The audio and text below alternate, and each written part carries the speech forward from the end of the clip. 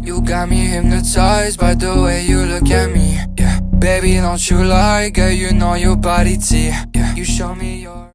Hello lovely people and welcome to today's video. We are diving back in to a little bit of love and deep space, so let's go. Okay, so I haven't been on in like a couple of days, so I have been missing all the dailies, but that's okay, I hope. It looks like we've got a new memory. Yay, we've unlocked Raphael the artist. What brought you here today? Okay, My eyes hurt from staring at the screen for too long. stop staring then. Let's just jump back in with the story. The Intel Department, Protocol Research Department, VR Training Center, Armory Archives. In a towering 20-story building, various sectors with their own responsibilities exist. It offers the variety of services, all meticulously organized and fully equipped to support every aspect of a hunter's work and life. How do I get rid of that screen?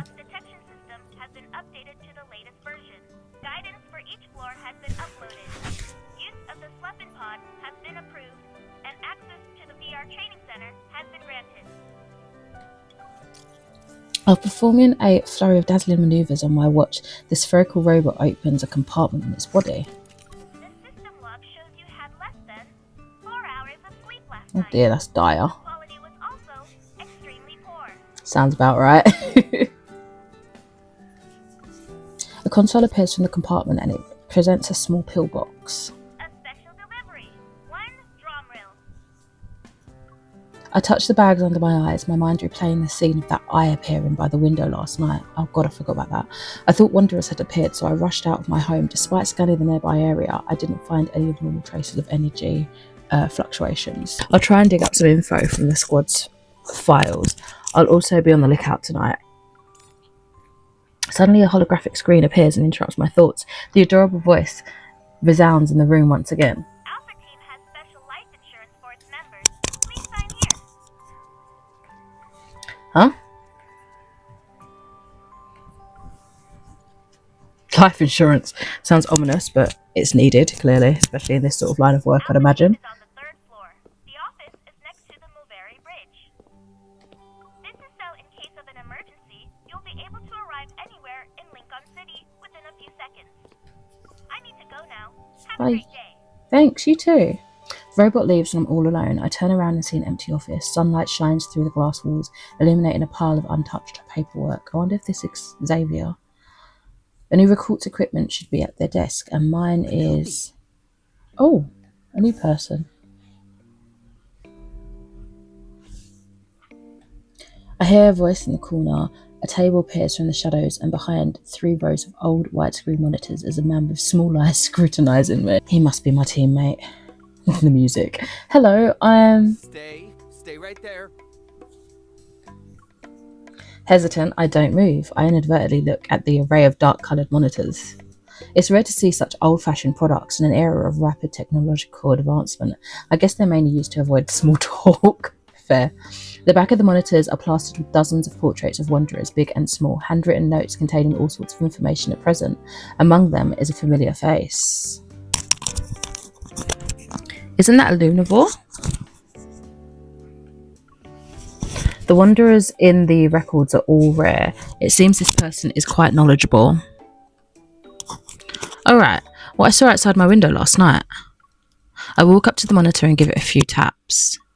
Excuse me, may I ask a question? Do you think there are wanderers that can turn invisible or just disappear in a split second? It's okay if you don't want to answer. What did you see? He seems eager. As if a switch had been flipped, he suddenly springs from up from behind the desk and walks over to me. Well, it's just... Shh. Draw it. His small eyes look surprisingly bigger as they're fixated on me. He shoves a pen into my hand, its tip flickering a red light. A Briam Marjo? You know about them? This has the latest Kennel OS. It's fresh from the oven of our techies. The resolution is 3 times better than the previous version. Sick. Oh, I only use it for work. That's it. Look, here's the TSC security authentication code. I nod and take the pen. I press the switch, then the tip emits 3 green streaks of light which coil around my arm. The memory of what was behind the curtain appears in my mind once more. The moment the pen touches the paper, lines begin to dance across it. In a matter of seconds, that fearsome eye is drawn out. It's beautiful. I wouldn't say that. Exactly. I mean, it looks dangerous. He looks like he's kind of got a fetish for this sort of stuff. Anyway, recalling what I saw, I manually add a few more details. That's all I can remember. Just leave it to me. Okay. Sus. Nero. Hey, Andrew is boss. looking for you. The door swings open. Captain Jenna walks in. It seems she's just returned from a mission. Let me remind you that data analytics is on the 5th floor. If you prefer to hide here for some peace and quiet, you might as well request a transfer. Nero doesn't dare to respond. He snatches the pen and paper from my hand and runs away without looking back. Ma'am. Call me Captain like everyone else. Jenna works too. How's the paperwork? If there are any issues, you should speak up now. Everything's going well, but the squad? It's normal for us not to be here. We don't need to sit in HQ all the time if there's no mission. I see. Perhaps sensing my awkwardness, she smiles. Relax. Yes, our job can be dangerous. But before any mission is assigned, Advanced Tech Labs considers the hunter's evol, overall capabilities, and efficacy. Of course, while efficacy can be measured, people are another story. Outside of urgent missions, you're allowed to pick and choose. Don't worry, you won't be forced to resign from Alpha Team on your first day. Understood. Thank you, Captain Jenna. I feel a vibration on my wrist. As I lift my arm, the Hunter's watch shows me the virtual user interface for my missions. Perfect. Advanced Tech Labs has a job for you. Hear them out first, then go take a look. Yes, Captain. Getting to that place will be tricky. I have a 270HM already parked by the Moveri Bridge for you. A what? Is that a vehicle, I'm guessing? A what now?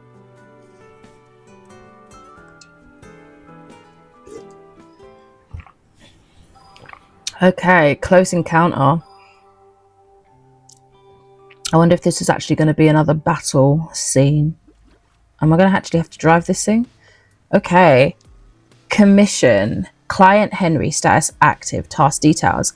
Half a month ago, Mr. Raymond, a renowned collector in the city and an employer of our client, began to exhibit symptoms of mental confusion and other abnormal behaviour.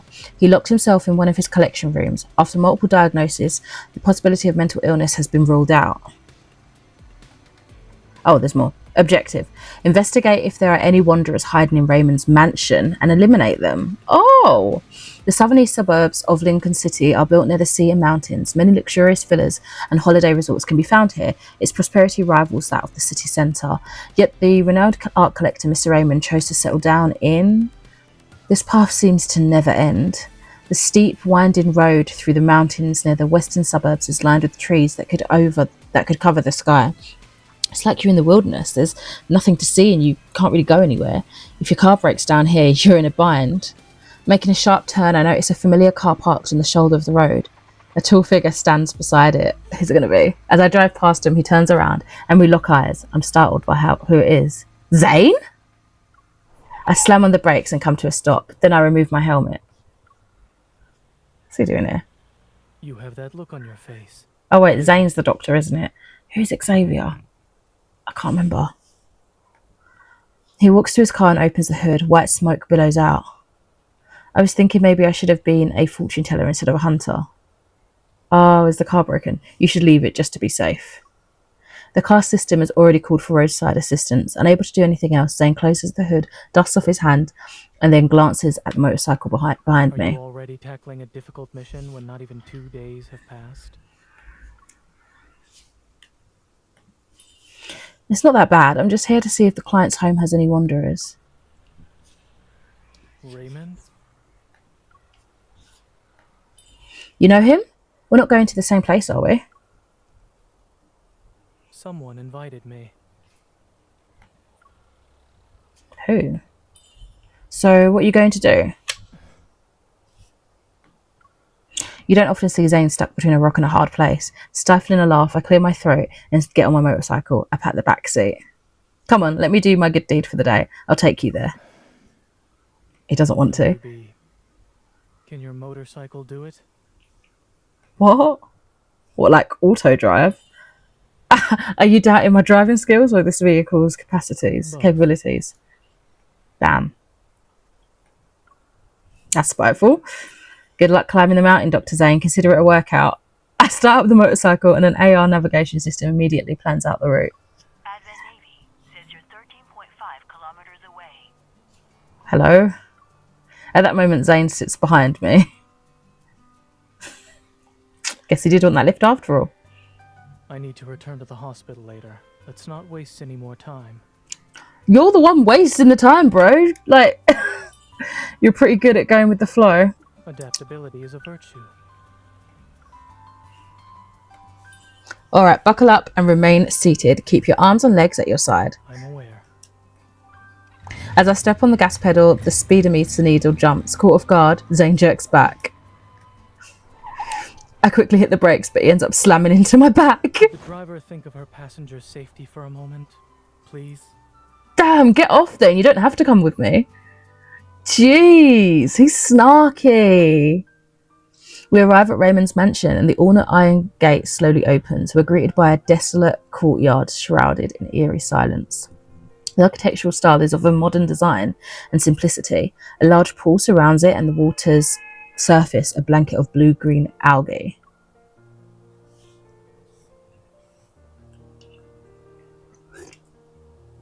Zayne, are you a close friend of the owner? He's a former patient of mine who has a serious congenital heart disease. What kind of person is he? Is he friendly?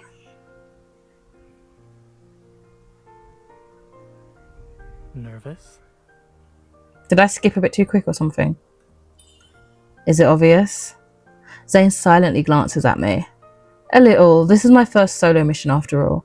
Weren't you nervous when you did your first surgery? If I said yes, would that make you feel better? Yeah. A hint of mirth flashes in Zayne's eyes. I wasn't.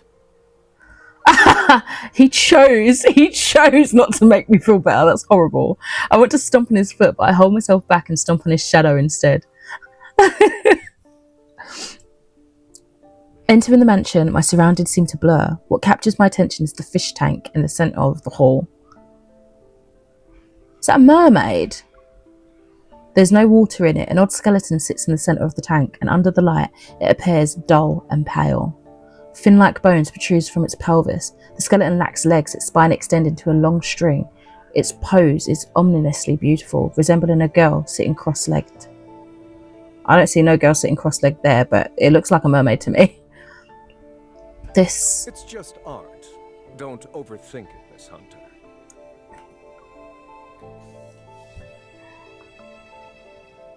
The butler suddenly appears. He bows before me and Zayne. He doesn't question our arrival. He doesn't seem particularly interested in why we're here either. Hugging the fish tank is a spiral staircase that winds all the way to the ceiling. The staircase against the skeleton looks really like one. Do you know what I mean? Like it flows really beautifully in motion. Art.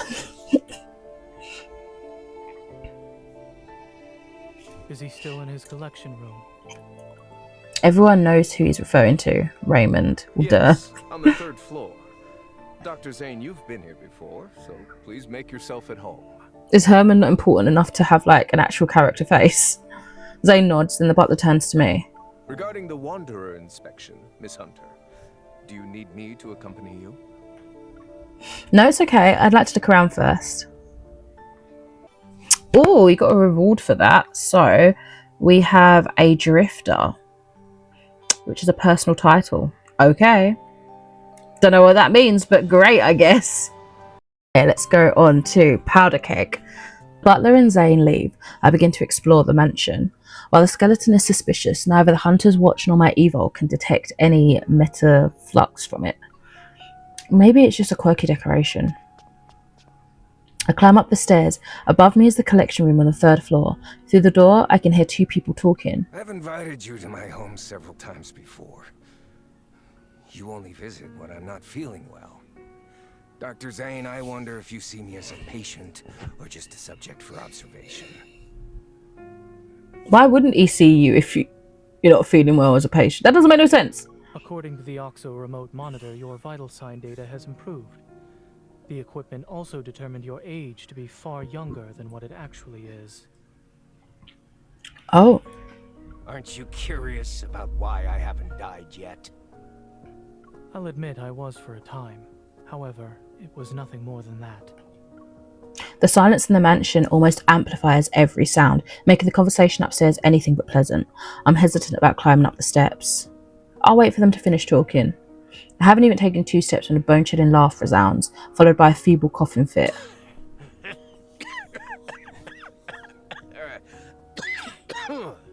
Oh, Your colleagues, honey, you're not well. saying there are things only the two of you can do. I'm very curious now. Xander Sciences will provide you with the best staff, the best lab, and even the best treatment. Dr. Zayne, what you perceive as the limit of your talent is just another beginning in your career. When you reach the finish line, I'll be right there cheering for you.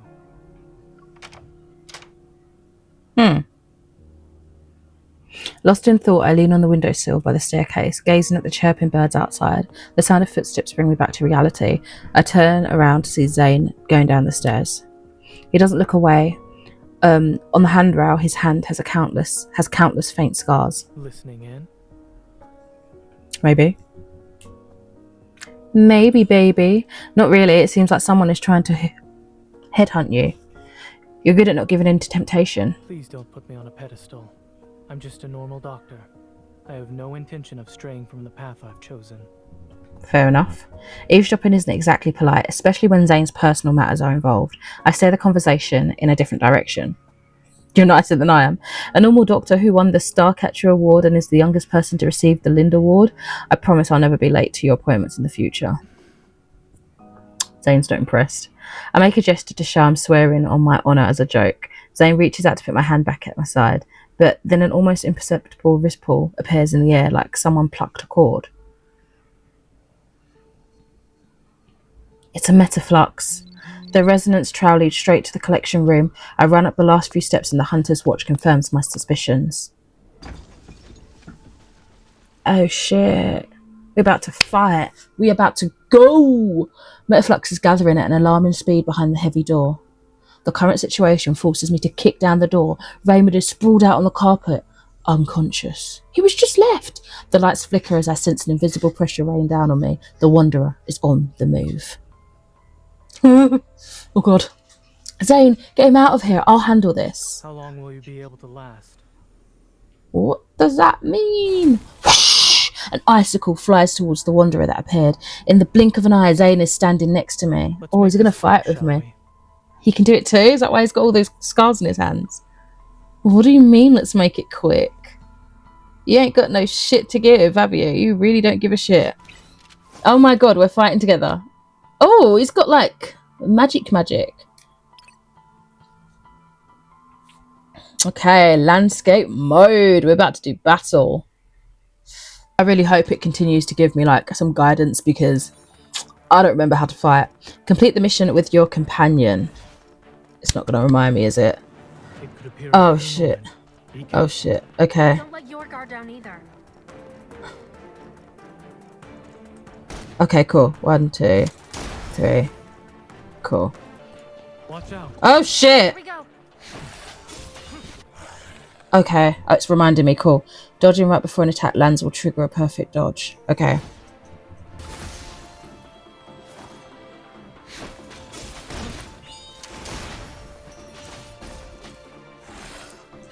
Here comes another attack. Oh, It's a tough one. where am I? You have me if you need something. Oh shit, there's quite a few. Why am I in this angle?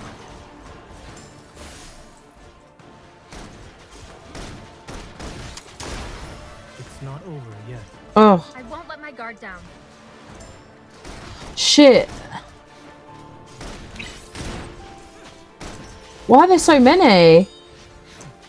Impressive. As expected of a hunter. I'm flattered.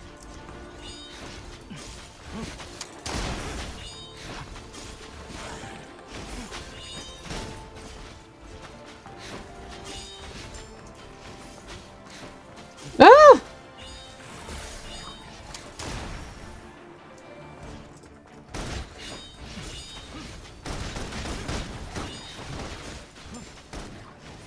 culprit finally revealed itself. There it is. Get behind me. Cool beans. Go, girl. Woo! Eliminated! I feel like I knew what I was doing a little I'll bit wrap it up from better here. with the numbers and all of that, but I was still a bit overwhelmed. But we did it. We have victory. Yes! Nice. Oh, we can try again to get better scores and stuff. No less than 15. Okay. Nice. Yes. Do I have to click all of them or what?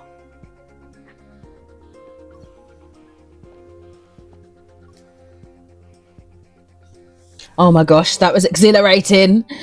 Oh, okay, sorry, I got overexcited. Yay! Oh, our affinity's gone up. We've been meeting each other a lot as of late.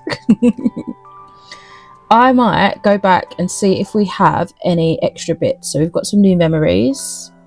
Let's open them, shall we? So this one's new. I think we've already looked at this, haven't we? Oh, I can upgrade. What do you use to upgrade again? Any of these? Maybe I'll use that one. Yay! Upgraded to level 2. And then this is a new one. Yay! Oh.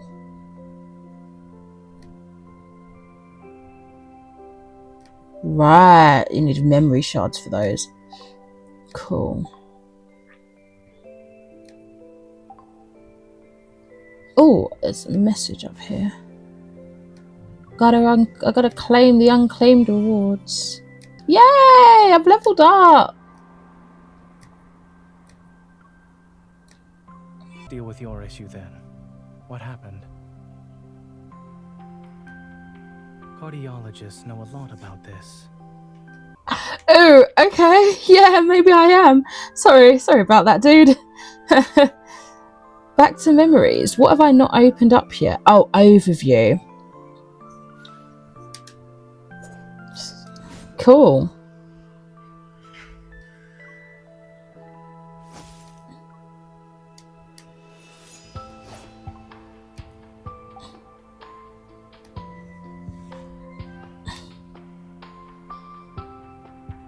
Oh, I've got 4 new messages.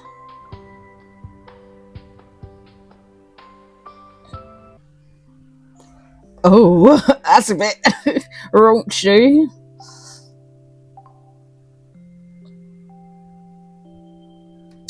Oh, why are there rabbits there?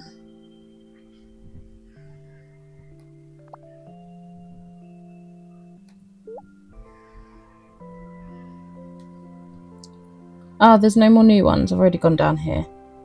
So there was just that one at the top. Ah, this is about that artist, I think. Stendhal syndrome, mental health issues caused by wanderers, or a haunted painting.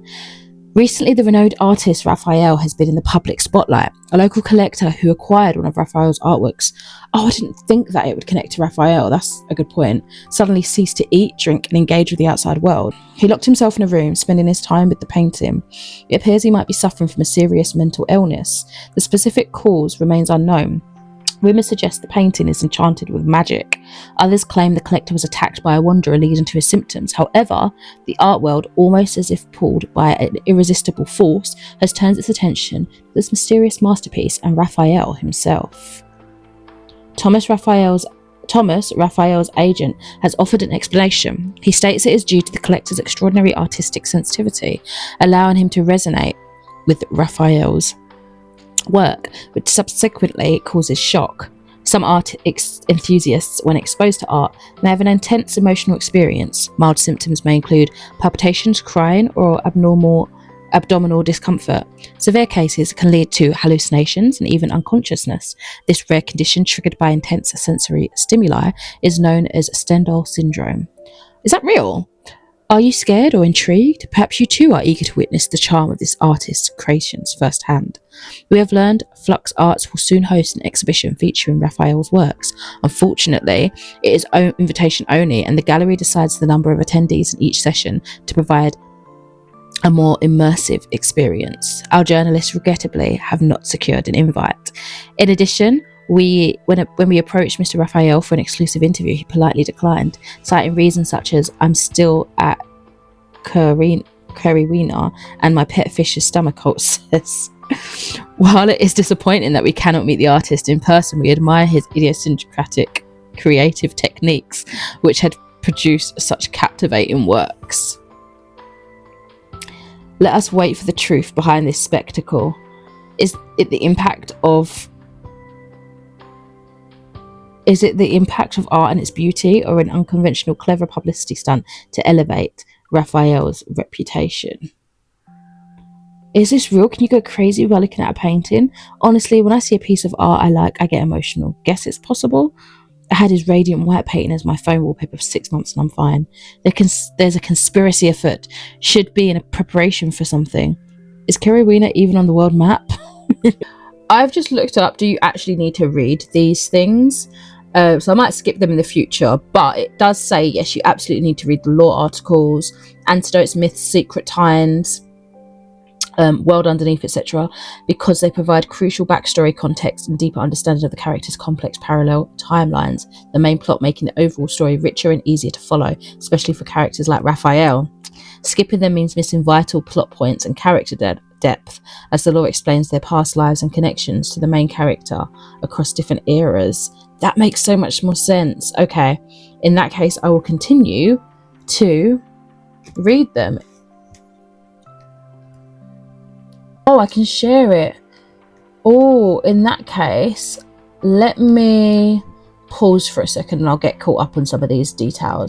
Oh, I've just read a little bit about this archaeological stuff, so I'm going back, as I've said, reading through some of these like papers and stuff, and this is connecting, I think, to the artist's like mermaid structure, talking about the lost civilization of Lemuria, which to me sounds like Atlantis, which is a pretty cool. So yeah, I am finding quite a bit of benefit going back and reading through these, because it is opening up so many more questions. It's exploring and expanding the lore, and some of the events that I've already been through the main story is now connecting a little bit better. Let's go through some texts. So I sent this to Zayne and Xavier. I finished reading it. Is there anything else you'd like to add? Wanderers are wreaking havoc these days. I'm worried you might get dragged into a proto field on your next medical mission trip. I need to know in advance, just in case. A proto field's bloody hell. Okay. Oh my gosh, everything's popping up. Okay. A protofield's unstable metaflux can also harm the human body. Even trained hunters who have come into contact with large amounts of metaflux within a short period of time need to be treated via energy dissipation immediately. In addition, the number of hunters diagnosed with protoco syndrome has been steadily increasing these past few years. He's such a doctor. It's speculated this is connected to frequently entering a protofield. Please be mindful of your own safety as a hunter. What is it? I don't know what it is. It's something. Oh. Ooh. I can change his picture. Oh, I don't want that one. That's a rubbish picture. Because why is it just a generic snowman picture?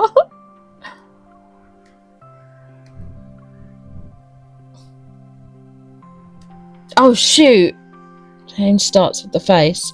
I didn't know it was going to send it to him. I thought it was changing his profile picture. Oh, how embarrassing. Is he not going to reply? Oh, he changed it. Yes. Is this the effect you wanted? Yes. He changed it. I need to get some more emojis. How do you get these things? Yes. I have a feeling you have a lot to say. Go ahead, I'm all ears. I don't actually have anything else to say, apparently. Can I not type? I can't type. Oh, I don't know. I'm done now. What does that do? Oh, you can rewind in all your previous messages. Okay. Right, and Xavier says... Okay, so I sent him this. Oh, I didn't know I had this. Where's the rest of the conversation? I thought you had some sort of trap for me, like news with a sensational headline, but when you take a closer look, it's just a couple of birds fighting. So I sent him this too. Stick to your previous experience so you don't panic in battle. You looked calm last time. You weren't panicking, I think. But be on the lookout and stay on your toes. Not every hunter dragged into a protofield makes it out. Some didn't die, but also didn't live either. What? What do you mean didn't die but didn't live? Is this supposed to be another Wanderer horror story? Maybe. But the scary stories usually have scary warnings at the beginning and end.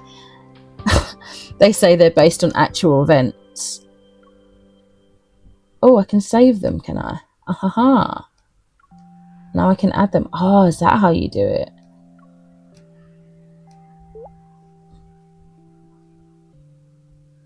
I'm a little surprised too.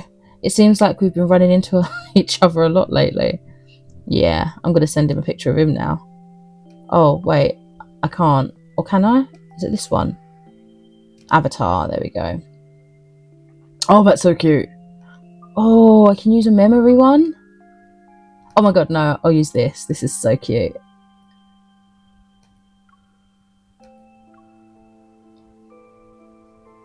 The weather today is perfect for an avatar change, don't you think? How about this one? I was just thinking about changing my avatar. This one looks good. Can I do it? Okay. Do it then. Do it. Do it.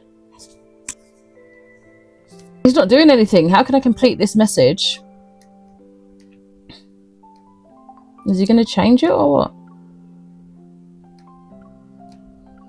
Please complete this message first. Ah! I don't know how to. Oh, he's done it. Woohoo! It seems to give off a new vibe. It does indeed. So if I give emojis, will they give back new different emojis sometimes and then I can save them? What? The emoji won't make me blush. Oh, it's a heart. Wait, when he sent it, was it like... Why did he send that? Oh, I can't see. I have to go back into the memory rewind thing. That emoji won't make me blush. Then I really, really, really like you. Oh my god. You're coming up with more ways to mess with people, but our resistance is getting stronger. Even if you send 10 more of these. Forget it. I admit defeat. What?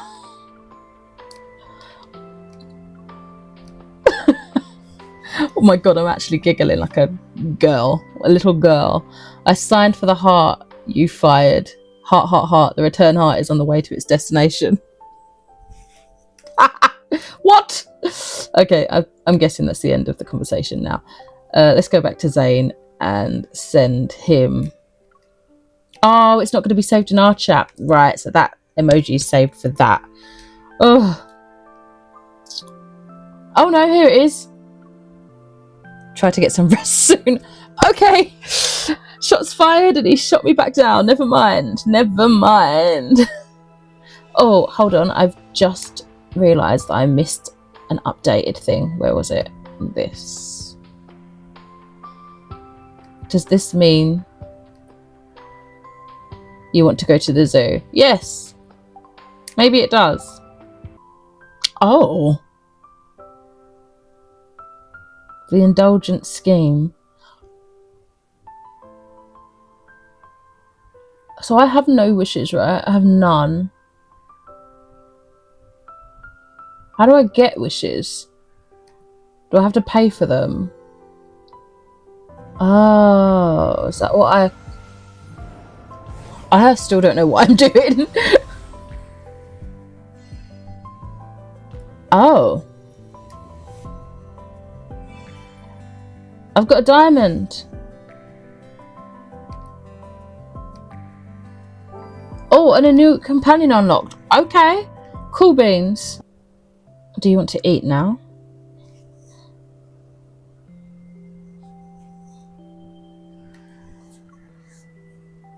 I once found a restaurant that serves tangwan. It's quite popular.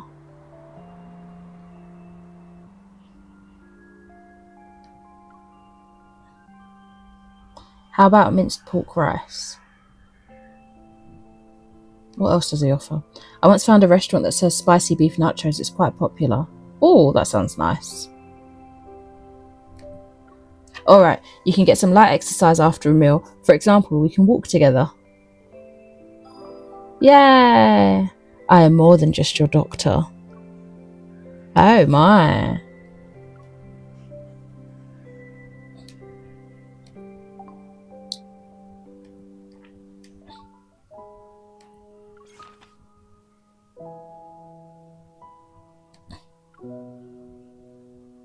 Let's take a snapshot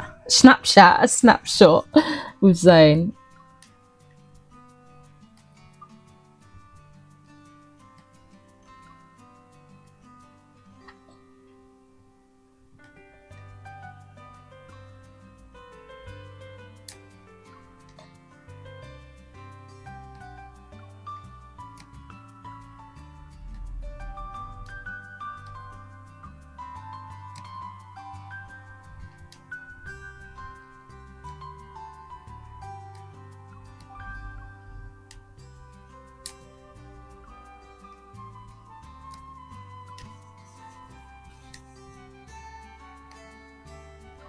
Looks so miserable. Like, so miserable. He's angry all the time. You're the first person to decide for me, did it say?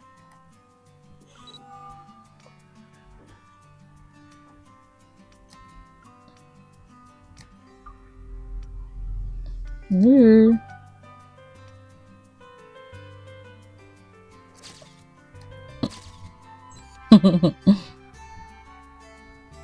Cute.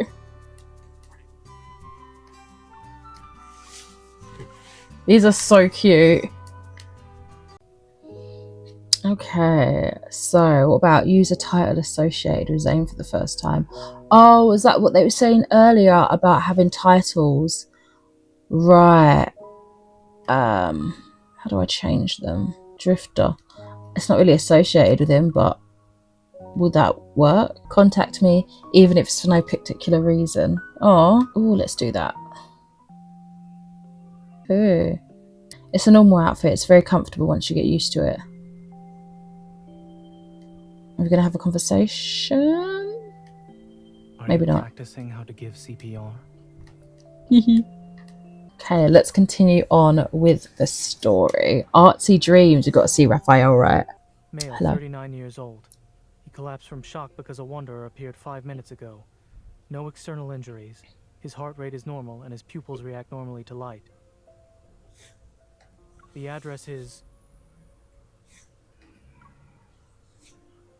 Guess we don't need to know that. After contacting a rescue helicopter, Zayne helps the butler move Raymond to another room. The hunter's watch scans every corner of the collection room, sending data back to HQ. Intelligentsia type, estimated threat level to be at A level B, had yet to perform a protocol.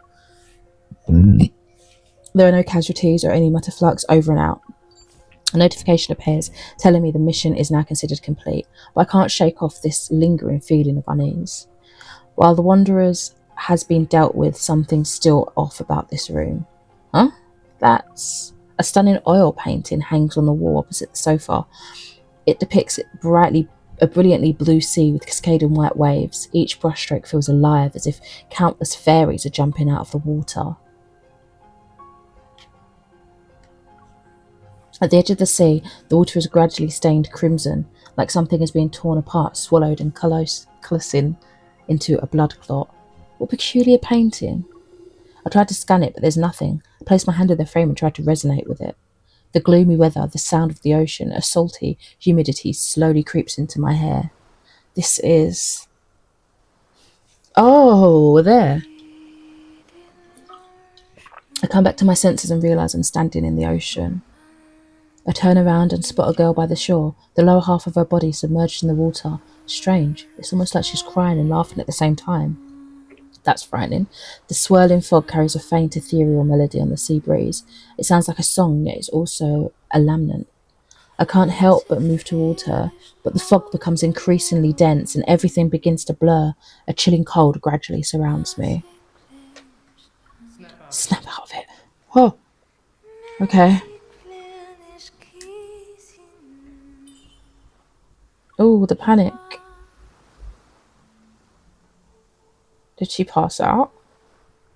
I blink a few times. I'm back in Raymond's collection room. Did something catch your eye? You were in a daze. Zayne frowns, holding a cup that's been completely frozen. Speechless, I touch my neck. Seriously? You've been smacking it against my neck? The teacup didn't work, so I had no choice but to increase the dosage. What happened? What did happen? I shake my head and look at the painting again. A metaflux-infused painting causing hallucinations.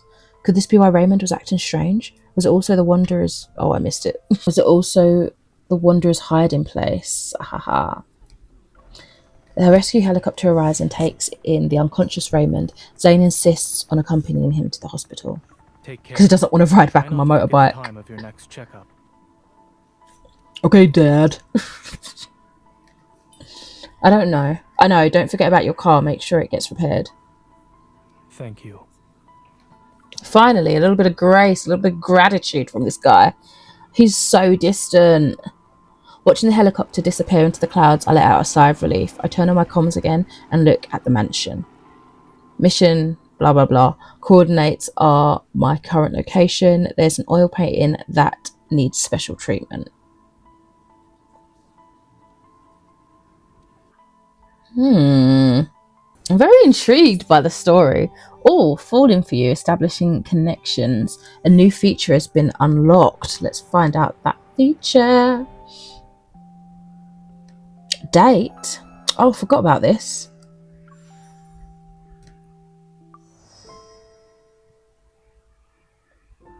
Oh, experience the romantic episodes between just you two. Unlock the episode upon meeting the requirements. Switch to unlocked episodes to enjoy a romantic time. On my windowsill sits a small seal made of unmelting snow. It's always been my companion ever since I met Zayne again. Yet, in distant memories, this seal was... What was the seal? What was the seal? Poke him in your text message to see how he responds. It happened 6 months ago. I was too quick. I'm not even in it. By the time I dragged my weary self to the restaurant, it was already packed. I promise you, this restaurant Wait. is really... I can go back. It happened 6 months ago when Zayne just became my primary care physician. After another day of studying for the hunter's exam, I realised I hadn't eaten yet. By the time I dragged my weary self to the restaurant, it was already packed. good. You always say that. 'Cause it's true.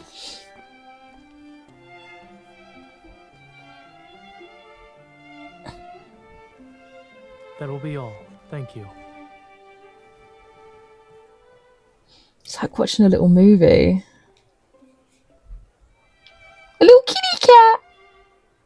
Aww. Aww, little kitty cat. Oh, was that not a window? Aww.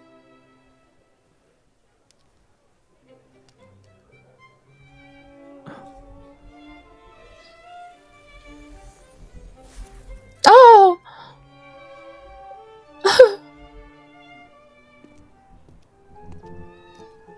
Oh.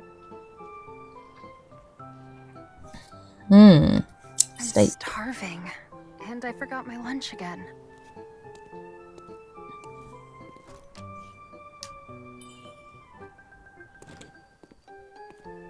Sorry, we're full up right now. Would you mind waiting? Was he gonna let me sit with him? Wanna go watch a movie So- after lunch? Sure, as you wish. There's this new sci-fi movie that's Huh? out, I think. Zayne? Let me check. You know each other? Maybe you can share a table. Oh, I don't think he's gonna like that. That might not be... Please, Oh. Oh, alright. forget it. Oh. I'll give you some time to decide then. Yes, please. Oh, why is he facing away from me? What have I done? I could choose food. I'll have the lunch special, please.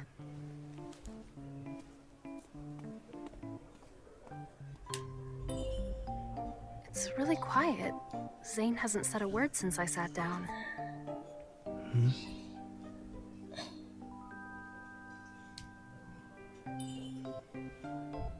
Earlier, I thought I saw you making a little snow cat. It was so cute. No, you are mistaken. You're a liar. You're a bold-faced liar. Liar. Literally. I was pleasantly surprised when I found out you were the new attending physician. Were you, though? The weather's really Oh my nice god, today. this is so awkward. Is it? It's only getting more awkward. I'm gonna shut up for now because this is awkward as I fuck. should probably just stop talking. You...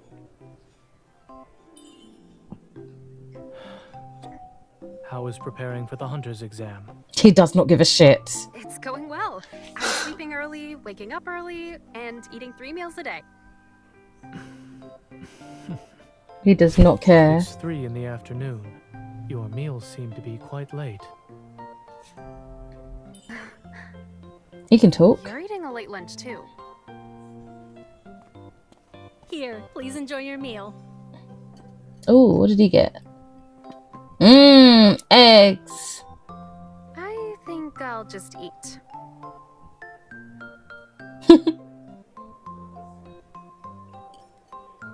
Oh, that looked lovely. Taro ice cream for dessert. Enjoy. He didn't say anything. It's just like back then. Zayne hardly ever spoke to me. What is it? It's nothing. I was just thinking, Oh, kind of far. Reminisce. Picky eater. Let's reminisce. this place, it used to be a pet store, not a restaurant, right? I remember seeing you around here a few times. Oh, we You liked must have taken a animals. wrong turn when going to the bookstore nearby. Wrong turn? How's your family been? Is your grandma doing okay? Yes, Grandma's doing fine. As soon as she found out that you were my doctor, she said she could rest easy, knowing I was in good Aww. hands. That's cute. Ice cream's melting. Oh, there's some fancy Remember when cutlery. we went to the aquarium together? To see the seals? They had a date? I was so mad when that seal threw ice at me. And then you sent over a bunch of snowballs the very next day, just to mock me. To mock you? Oh, shit. You left them in a box in front of my door. Looked exactly like this ice cream, all meticulously arranged, too. Those snowballs. Do you still have them? You used your evol to make them, right? The snowballs didn't melt. You totally did that on purpose. I had planned on throwing them at you, but who knew we wouldn't see each other again? Oh. So is Have a this nice where day. I always she has her pass by this different store on my way lives? home. It's amazing how much it changed. Still reminiscing? I'm surprised at how long this clip is. This is... I love it. Well, if I didn't run into you again, I would have never realized how time flies. Everything changes.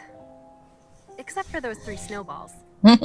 Just forget they even exist. You can pretend I never gave them to you. Oh. So, you're not gonna tease me anymore? Or maybe I was never teasing you in the first place. This is awkward.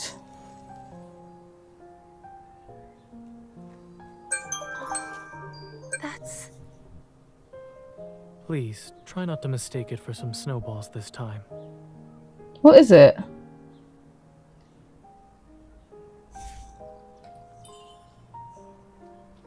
a seal. Oh. Those snowballs... also be? I have work this afternoon, so I'll be leaving That's now. so The sweet. restaurant was great. I plan to eat here again. Join me, Let's won't eat you? out when we have time. Before this Oh, place changes, that is. he's actually so lovely. If you promise not to disappear again. See you later? At the hospital or wherever. Oh, that was so lovely. Zayne, it's good to see you again. Oh my gosh. That is adorable. That is adorable. Oh my god. A frozen promise. Oh, this was my decision. It's like choose your own story, literally, isn't it? New hope.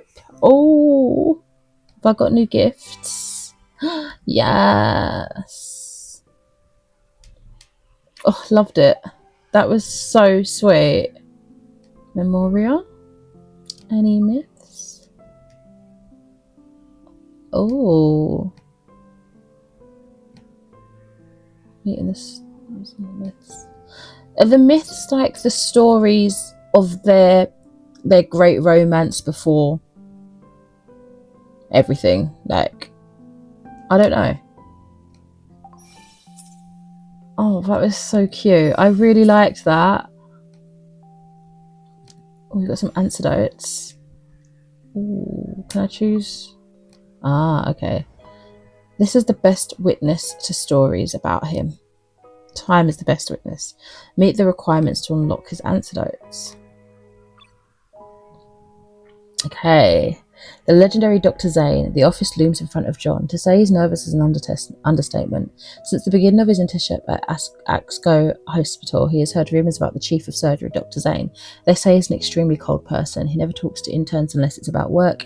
If he finds out you made a mistake, he rips you a new one. On top of that, he never socialises with his colleagues outside of work. He lives at his office and he doesn't have any friends.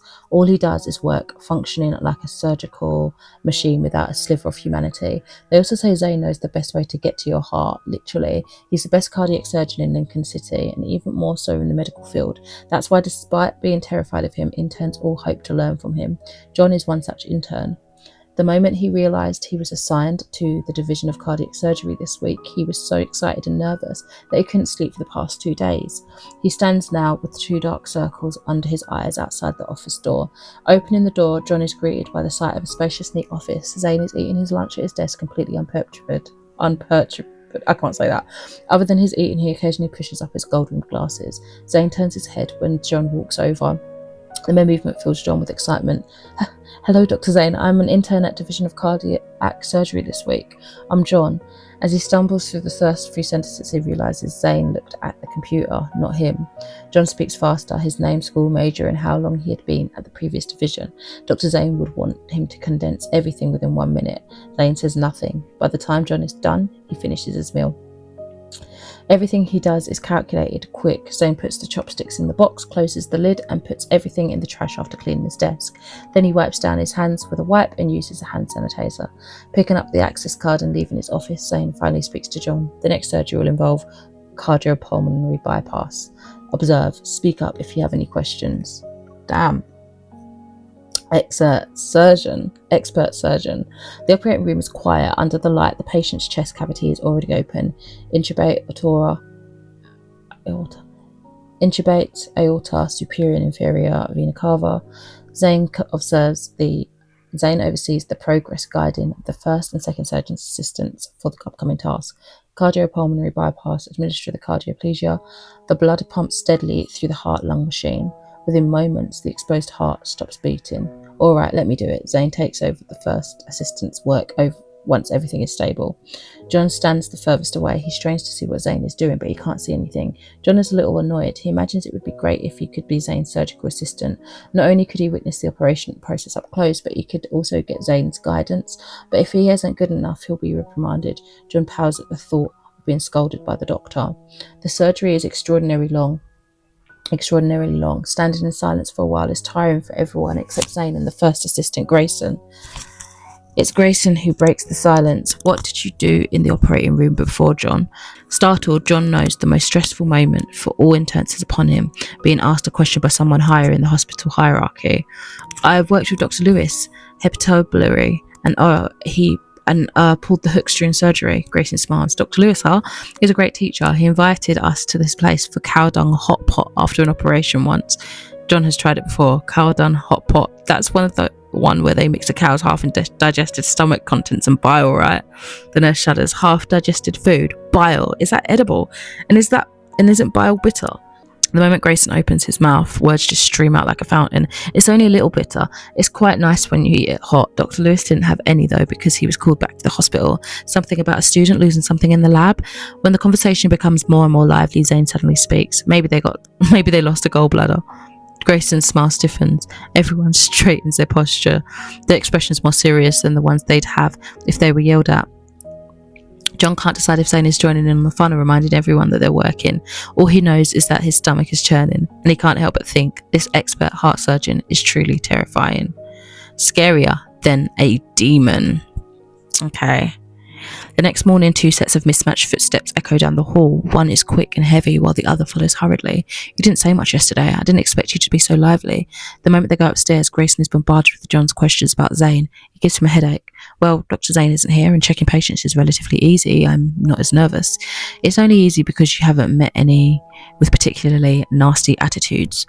The kind that refuse to be treated or take their medicine. Grayson shakes his head with a pretense of maturity. You know nothing. As they speak, they arrive at the door of Ward 3. When John notices where they are, he recalls relevant information. Zach, the patient in Ward 3's bed 12, underwent a heart valve replacement surgery last week. He has to stay in the hospital for 3 weeks for observation and is expected to be discharged this week. Then what should we do if I encounter even an unusual noise comes through the door before John can even finish his question? Hurry, careful now, so you're going to hurt your teeth. Damn it, he's definitely causing trouble again. Grayson says as he pushes open the door. Help us. John follows. Inside, 2 nurses are holding down Zach, trying to tie him down. By the time Grayson approaches them, the nurses have tightened the last strap. Another nurse reaches for whatever he's biting down on. He resists, twisting and turning as he cries out. What happened to the special care we were supposed to give? Grayson asks. What's in his mouth? An access card. The nurse is sweating from tying up Zach, or maybe from anger. He took it when I wasn't looking. John looks at Zach, who is unable to move but still restless. Do we need sedatives? He has a history of cerebral infiltration, so let's avoid that if possible. Leave it to me. Grayson maneuvers behind the nurse on the left and reaches for the access card, tightly clenched between Zach's teeth. Zach mumbles something incoherent, but from his tone it's clear that he's saying he'll swallow the card if anyone tries to take it from him. The access card is small. If he really wants to, he could definitely do it. Grayson doesn't want to force it, so he backs off. Just then, someone opens the door. Everyone is quiet. Only Zach, who has his eyes closed, is still crying out. Zayne nears the bed and knocks on the bedside table. Where does it hurt? The moment he speaks, Zach stops moving. Opening his eyes, Zach catches a glimpse of Zayne. The old man swallows his cry, and the only thing that can be heard is his unsteady breathing. After a while, Zach tucks his chin in and looks away. Within moments, he goes from a stubborn old man to a guilty child. Zayne points at his mouth. Zach loosens his jaw, but he still holds onto the access card. Spit it out, Zayne says calm, but everyone around him shudders at these words. Zach finally spits out the card. He quickly begins to talk. I'm so bored, no one will talk to me, so I thought. Zayne looks at the old man and says nothing, his eyes revealing nothing. I'll stay with you. Zach gulps, wraps himself in his duvet and lies back down on the bed without a word. Zayne looks away from the old man and mutters something to the nurse, then he leaves. The ward falls quiet as if the commotion earlier didn't happen at all. John tries to calm his racing heart and a chill racks his entire body. Dr. Zayne is scary by being able to frighten even an old man. Number 4, Under the Sunlight. John learns from his nurses that the old man from Ward 3 is not the only one who listens to Zayne. All of his patients, no matter how temperamental or troublesome, become obedient and meek in front of him. As expected of Zayne, the man said to be able to terrify anyone. In front of the building, the moment Grayson hears Zayne terrifying, he laughs so hard he's almost sent to psychiatrics. John instantly regrets saying those words. Worried it will make its way to Zayne, he repeatedly sushes Grayson. Grayson slowly stops laughing. When I first met Zayne, I felt the same way. He had this stay away vibe. John nods. Yes, the stay away vibe is strong. But Zayne isn't that hard to get to know. Grayson. says with a smile, patting John's shoulder. The sun shines on the garden. Most people sitting on the grass are wearing hospital gowns or trying to find a good spot to sit in the sun. John looks for Zach in the crowd. He heard from the other patients in Ward 3 that the old man got permission from the nurses to stretch his legs. After doing half a lap around the garden, John finally sees a familiar group of elderly people. He spots Zach sitting at a stone table, his hand lifting and lowering from time to time. He's playing chess. John's view of his opponent is obscured by the bushes. He moves to the other side, away from the bushes. The person playing chess with Zach is Zayne, who wears normal, regular clothes. John's jaw drops. According to the schedule at the hospital, it's Zayne's day off today. Zayne only takes a day off every month. Zayne only takes a day or two off every month. But here he is, spending his precious downtime playing chess with Zach. John doesn't approach and watches. Zach squeezes the piece in his hand, putting it down and picking it up again. After some serious thinking, he finally makes a move. He lost. Zayne moves his rook on top of Zayne's king. I lost again. Zach scratches his head, then pats it twice. Dr. Zayne, you should go easy on an old man like me. Let's play again.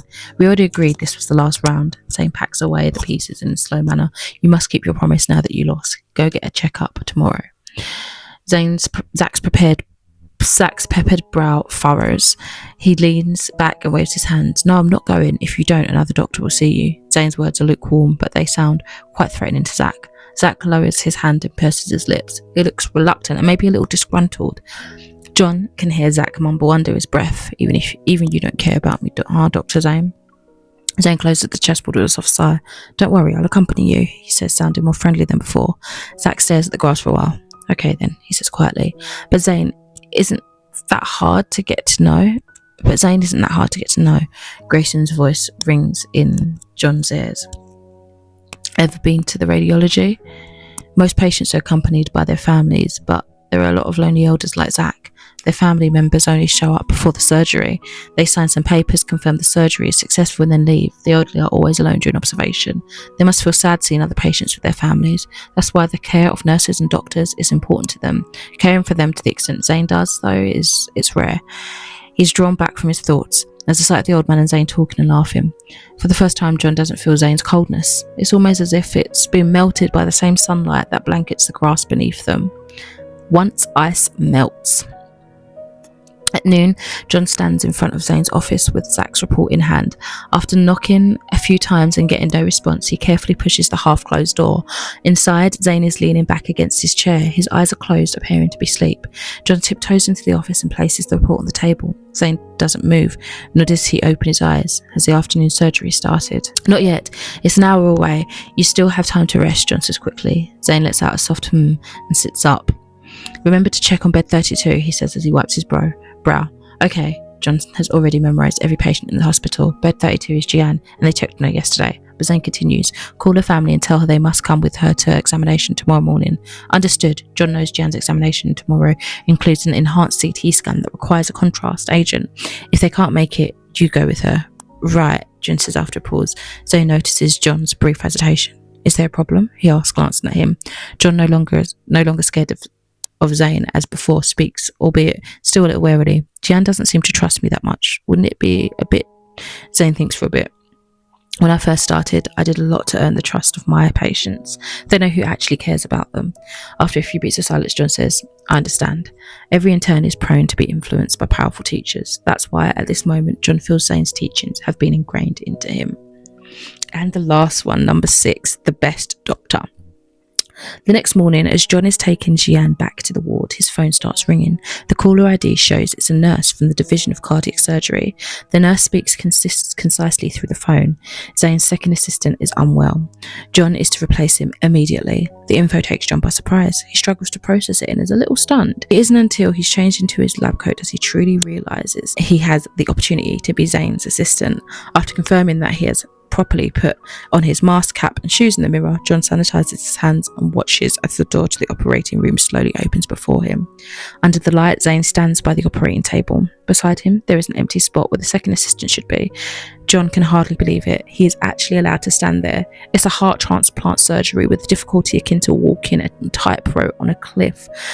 Any small mistakes could result in severe bleeding for the patient. John carefully observes and performs his assigned tasks, and when it comes to the crucial moment, he doesn't even dare to blink. He watches as Zayne's hands skillfully manipulate the surgical tools, implanting the artificial heart and completing the positioning of the other devices. Everything is ready and the pump has been turned off. Now all that's left is to wait for the heartbeat. 1, 2, 3. John holds his breath and focuses, silently counting the seconds in his mind. It feels like a century. Then the data appears. The patient's heart beats once more. The artificial heart is working. A man damned to be dying in the medical field is alive again. Although John had a thorough understanding of his technique back in med school, he now realises that theory is no match for practice. This experience is surreal, leaving him in awe. He can't help but look at Zayne, trying to find a similar excitement in the surgeon's eyes, but Zayne simply announces the success of the surgery calmly. Then he turns and walks away from the operating table. That's right, Dr. Zayne should be used to this type of surgery by now. After leaving the operating room, John still can't help but want to talk to Zayne. Before Zayne can leave, John asks hesitantly, Dr. Zayne, why did you call for me today? Zayne continues washing his hands without even looking up. He needed to write a paper about the subject. John is taken aback, his gratitude preventing him from fully expressing himself. He settles for a simple, thank you, Dr. Zayne. As his time at the Division of Cardiac Surgery approaches its end, John is reluctant to leave. His fear of Zayne has little by little begun to melt in the warm sun since that day in the garden, completely disappearing in the operating room. The day before he's scheduled to leave, a student who is about to be rotated in approaches him and asks, how was it to work with Dr. Zayne? I heard he's scary, but he's a really good surgeon. I'm conflicted. Now hearing others describe Zayne as scary makes John want to defend him. Don't listen to them. Dr. Zayne isn't scary at all. John is at a loss for words, and despite rattling his brain for half a day, all he can say is this: he's the best doctor I've ever had the pleasure to meet. Aww. That's fantastic. I loved that. That was so good. By your side. So cute. Tender moments. The important moments you've shared with him are recorded here. Choose a story to relive.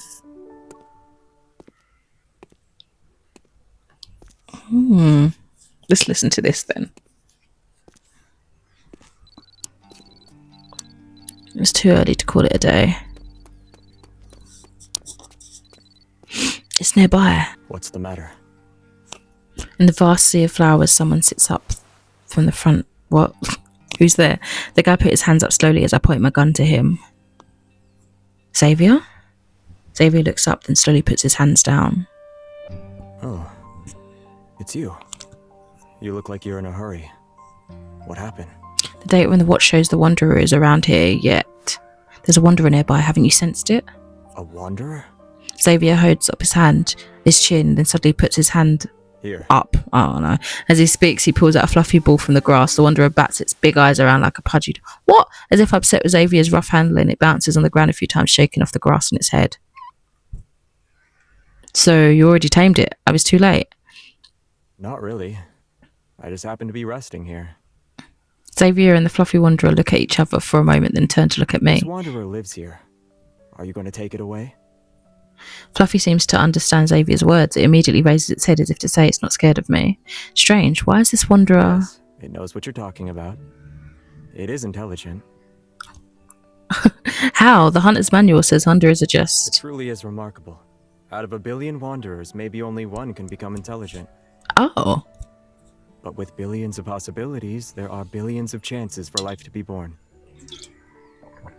I squat down and observe Fluffy closely. It seems to... Oh, can I pause it? I squat down and observe Fluffy closely. It seems to know that I'm not hostile. It looks back at me with big eyes and even waves its hand at me. It's amazing such things exist in the world. Did you know? This area used to be a pile of ruins. Now that you mention it, I do. The area was attacked by Wanderers before. On the Hunter's map, its location isn't marked.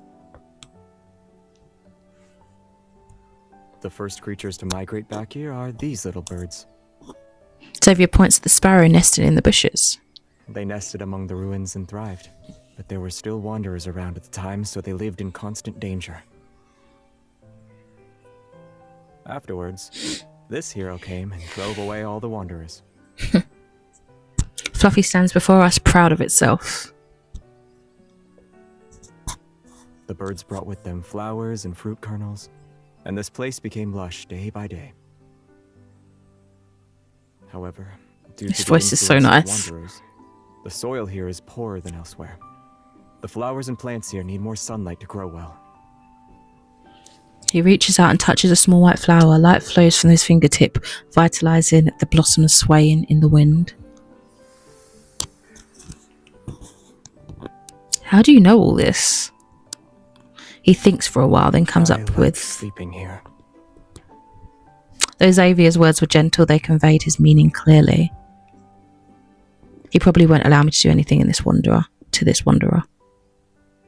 I put away my gun and wave at Fluffy. Sorry about that. Nice to meet you. But you better hide. There are other hunters aside from Xavier and me. They won't be as kind. Maybe I'm mistaken, but when I say Xavier and me, Xavier seems to give me a perplexed look.